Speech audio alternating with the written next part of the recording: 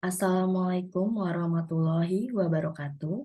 Selamat siang. Perkenalkan, nama saya Ananda Silvi dengan NIM 44210748 dari kelas 444D01. Saat ini saya akan mempresentasikan soal menganalisis gaya komunikasi tokoh. Dan tokoh yang saya ambil adalah Najwa Shihab. Tugas ini untuk memenuhi tugas ujian tengah semester mata kuliah Corporate and Human Relation yang diampu oleh Bapak Rizky Hidayat MIKOM selaku dosen. Yang pertama di sini akan saya jelaskan tentang gaya komunikasi. Dalam berkomunikasi, seseorang tidak bisa lepas dari gaya komunikasi. Hal ini bisa dilihat dari bagaimana seseorang menggunakan pemilihan kata, bahasa, retorika, dan bahasa tubuhnya. Gaya komunikasi menurut Suranto merupakan seperangkat perilaku antar pribadi yang terspesialisasi digunakan dalam suatu situasi tertentu. Masing-masing gaya komunikasi terdiri dari sekumpulan perilaku komunikasi yang dipakai untuk mendapatkan respon atau tanggapan tertentu dalam situasi yang tertentu pula.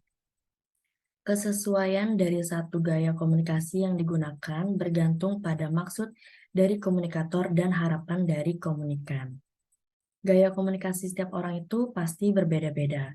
Dan menurut Widjaja, gaya komunikasi dipengaruhi oleh situasi, bukan tipe seseorang. Pemilihan gaya komunikasi yang tidak tepat akan menimbulkan noise dan akan menimbulkan kesan yang kurang baik dalam proses komunikasi sehingga tujuan dari komunikasi tidak tercapai. Dan jenis-jenis gaya komunikasi menurut Tubbs dan Moss. Yang pertama ada the controlling style. Yang kedua ada the equalitarian style, dan ketiga ada the structuring style. Keempat ada the dynamic style. Kelima ada the relinquishing style, dan keenam ada the withdrawal style.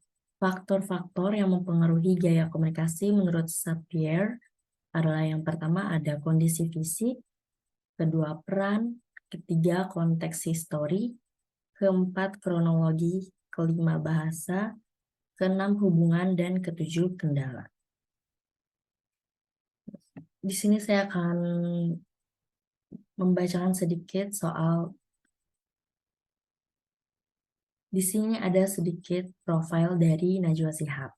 Najwa Shihab merupakan seorang presenter berita yang terkenal karena pembawaannya yang kritis dalam acara talk show Mata Najwa. Lahir di Makassar pada tanggal 16 September 1997, Najwa merupakan alumni Fakultas Hukum Universitas Indonesia pada tahun 2000.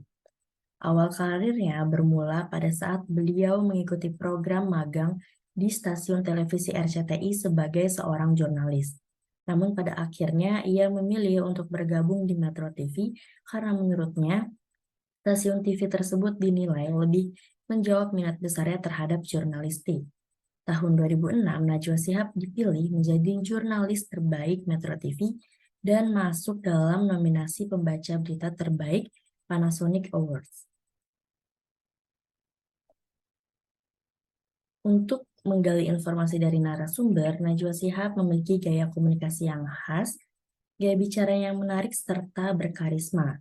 Oleh sebab itu, menurut penulis, jenis gaya komunikasi yang cocok untuk Najwa Shihab adalah the structuring style, di mana gaya komunikasi yang berstruktur ini memanfaatkan pesan-pesan verbal secara tertulis maupun lisan guna memantapkan perintah yang harus dilaksanakan.